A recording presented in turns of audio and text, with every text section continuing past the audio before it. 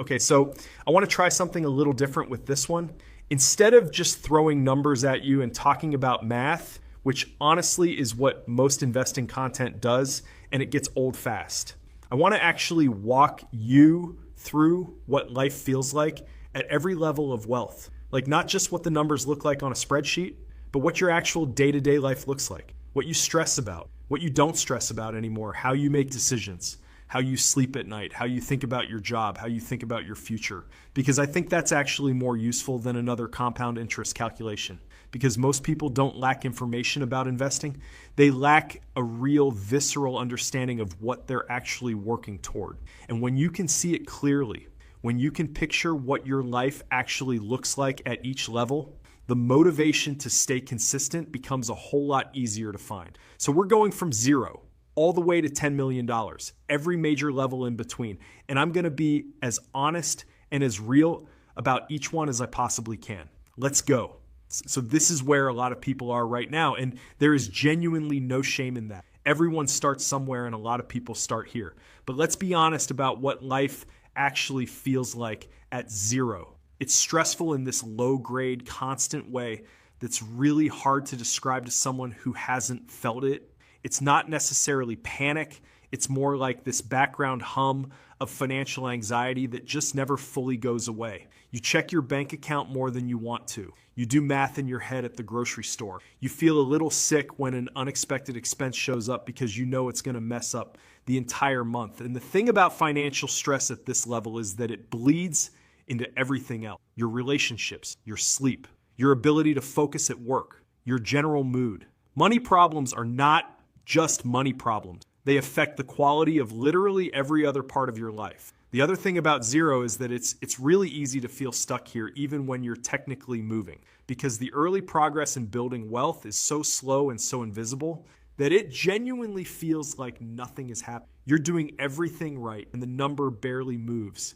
And it's discouraging in a way that's completely understandable. The people who get out of this level quickly are the ones who treat it like a temporary state rather than a permanent condition. They get aggressive. They find ways to increase income. They cut everything that isn't essential. And they automate their investments so the habit is locked in before motivation runs. Because motivation runs out. It always does eventually. The habit is what carries you through when the motivation is gone. Okay, so you've got something now.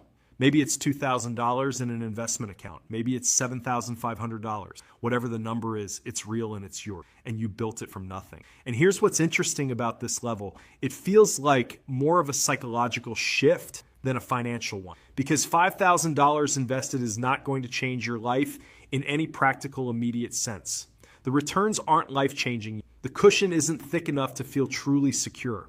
But something does shift in how you see yourself. You stop being someone who doesn't invest and start being someone who does. And that identity shift from non-investor to investor is actually really important because your behavior tends to follow your identity. Once you see yourself as someone who invests, you start making decisions that are consistent with that identity. You think twice before blowing money on something stupid because that's not what investors do. The challenge at this level is that it's easy to raid this money when life gets inconvenient. The car needs work. The trip comes up. The balance is right there. And it's not that much anyway. So what's the harm? The harm is the habit. Every time you pull money out of your investments for something non-emergency, you're reinforcing the behavior of treating your investments like a piggy bank rather than a wealth building engine. And that behavior will follow you to higher levels if you don't break it here. Leave it alone, add to it, keep going.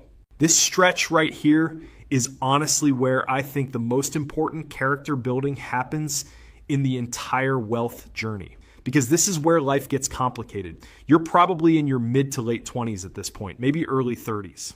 And life is throwing things at you. Relationships getting serious. Maybe you're thinking about a house. Maybe there's a wedding on the horizon. Maybe you've got student loans still hanging around. Maybe you had a kid or you're thinking about it. And every single one of those things costs money, real money. And the pull to pause investing, just for now, just until things settle down, is absolutely overwhelming. And I want to be honest with you about something. The things that are pulling at your money at this stage are not going away. Life doesn't slow down after the wedding. It doesn't simplify after the house.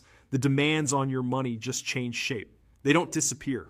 The people who build real wealth don't wait for the perfect moment to invest because the perfect moment doesn't exist. They find a way to keep investing through the messy middle, even if it's less than they want, even if it's just a little. They keep the habit alive because they know that stopping and